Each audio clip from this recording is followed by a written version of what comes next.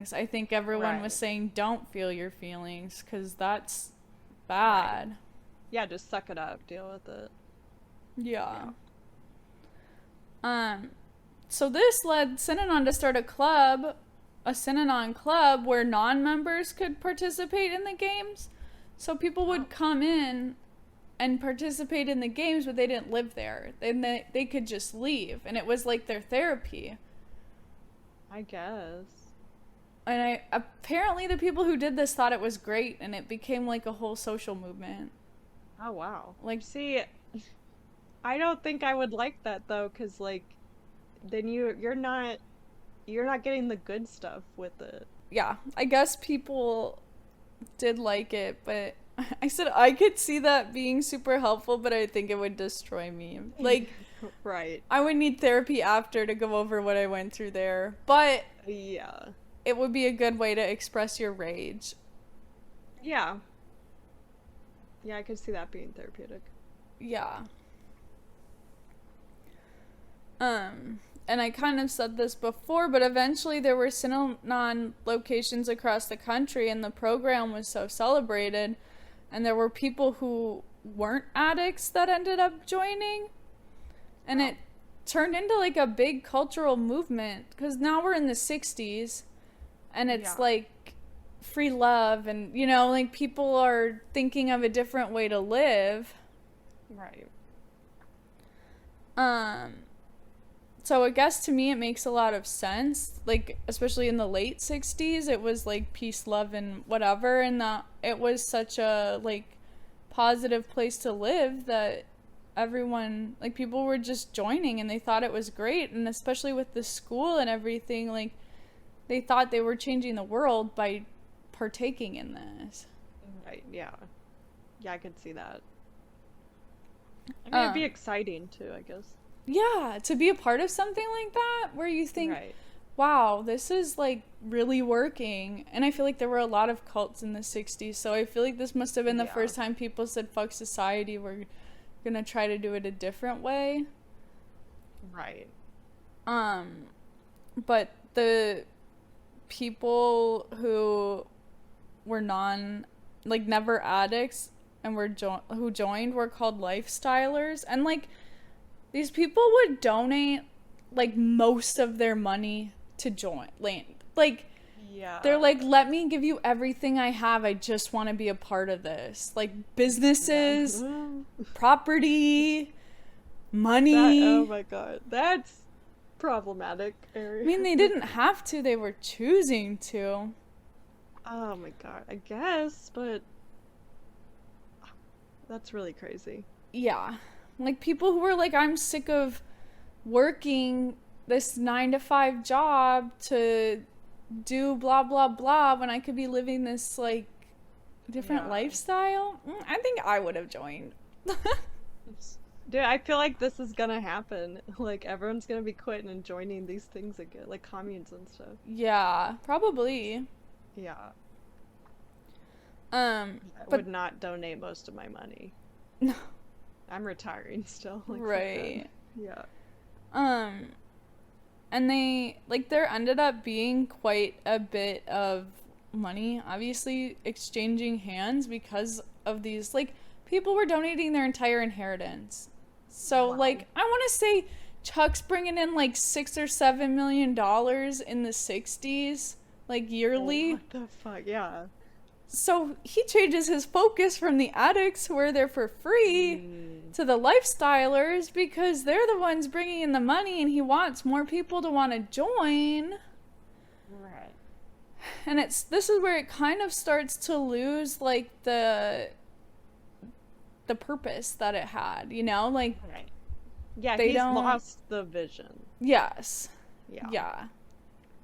And that obviously started to cause like some problems with the like original members because that wasn't what it started for, and it was kind of like they felt like they were being like pushed aside for the rich Mm, people, or yeah. like the people who were bringing in money, and they were catering more to the lifestylers than they were the addicts, which was the original vision. So people started leaving, but Mm, this also caused a lot of problems because the original members knew Chuck as Chuck. Like, he was just some guy. Right. But now he's up on this pedestal, and all of the new members start seeing him as, like, God. Like, they thought he was just so amazing. Look at what he's done. Look at what he's created. Like, this is amazing, wonderful. Everyone's talking about it. Oh my god. Yep. Yeah, that's where, that's gonna crash and burn now. Yep. Yeah. And they started a city in Tamales Bay. Wow. Which is by, I think it's near San Francisco. But they built a whole city using the members' labor, and they had a farm and a wastewater system, and like eventually it turned into a self-sustaining community. Wow. I can't imagine building a city from scratch. Yeah. Yeah, he bought 50 acres, and they just built a whole city, and I guess it worked. And I said, thank God I wasn't alive then, because I absolutely would have joined. I would have loved that. Yeah, you would have joined for sure. Because it was a commercial thing, you know? It's not like it was like some cult that you get sucked into. It was like, anyone can join, here's a big thing. And this is before, I think a lot of like, no one knew what a cult was then. Yeah, right. And it seems like you can still leave whenever you want and stuff. Yeah. Like, yeah, and everyone's people are there donating, voluntarily.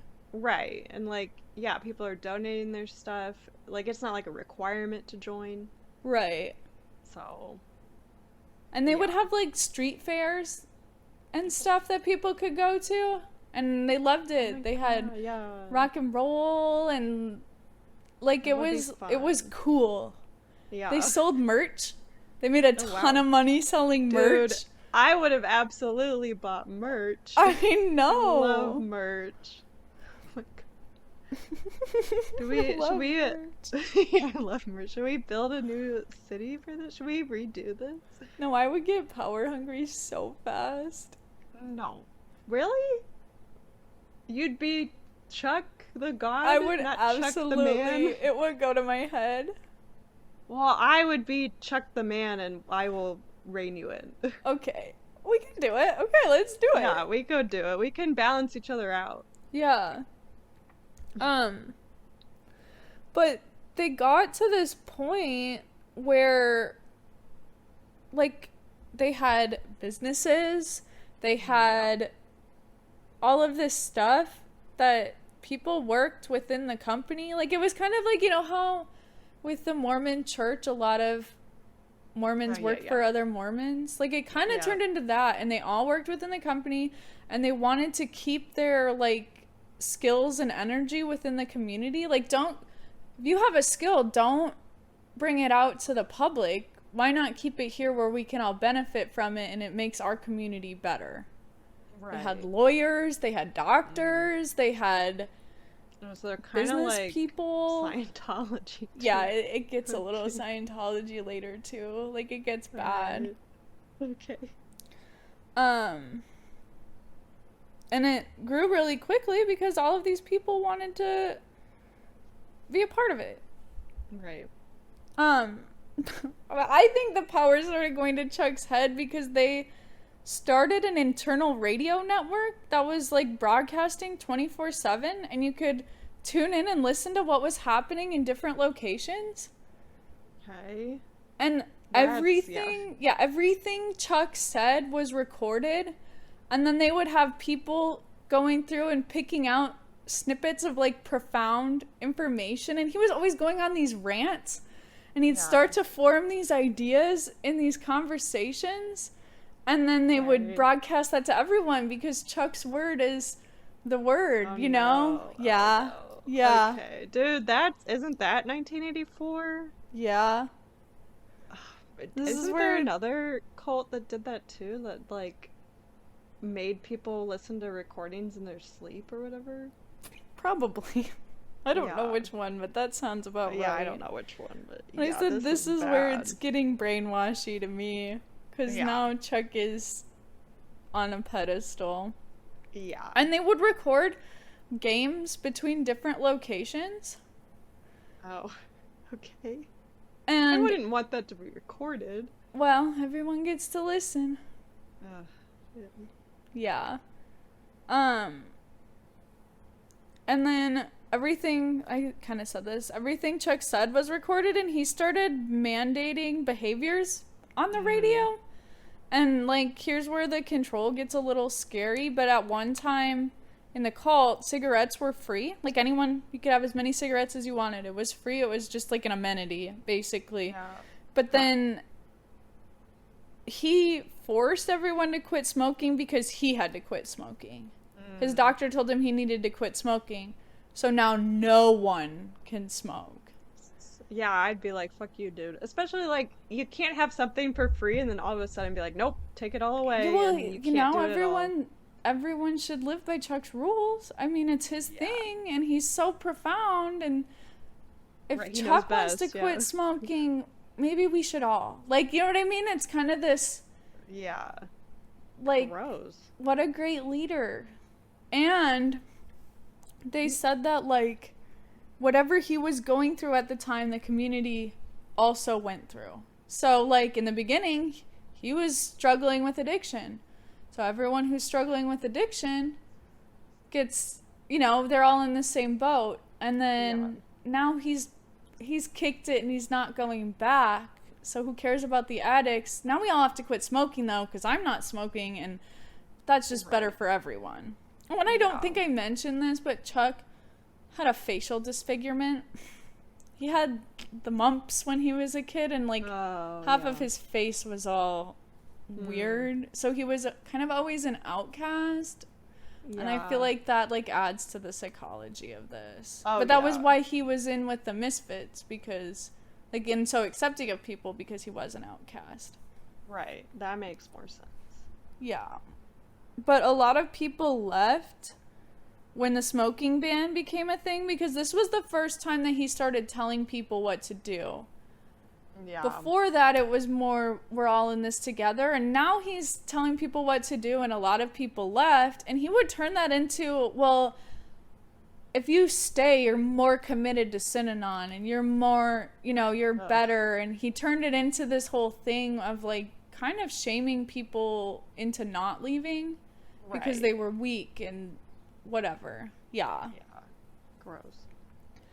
And also, at some point, they started shaving men, specifically men's heads, when they were caught for doing something they weren't supposed to do.